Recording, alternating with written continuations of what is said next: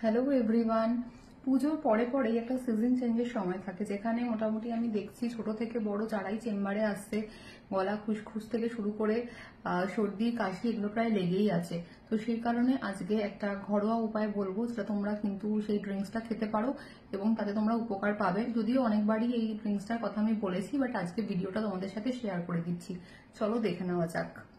এখানে প্রথমেই আমি নিয়ে নিয়েছি কিছুটা পরিমাণ তাল মিছরি, গ্রেটেড জিঞ্জার, গোলমরিচ, দারচিনি, কিছুটা পরিমাণ মৌরি এবং সাথে ছিল লবঙ্গ। এবং ছোট থেকে বড় সবাই কিন্তু এটা খেতে পারবে। তোমরা এখানে তাল মিছরির জায়গায় গুড়ও ইউজ করতে পারো।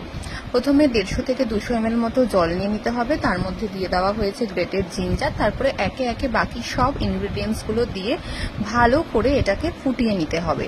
অনেক সময় বিকেলে আমাদের চা খাওয়ার অভ্যেস থাকে, সে কারণে আমি এর মধ্যে অল্প পরিমাণ চা পাতাও কিন্তু ইউজ করেছি। এটা পুরোটাই অপশনাল এবং ছোটরা খেলে অবশ্যই তোমরা এই চা পাতাটা এখানে ইউজ করবে না। দিয়ে ভালো করে ফুটিয়ে ছেঁকে নিলেই কিন্তু রেডি হয়ে যাবে এটা একটা কাড়া। এবং এখানে তোমরা তুলসী পাতাও কিন্তু অ্যাড করতে পারো। তোমরা অবশ্যই এটা ট্রাই করে দেখো, অনেকটাই উপকার পাবে। Thank you.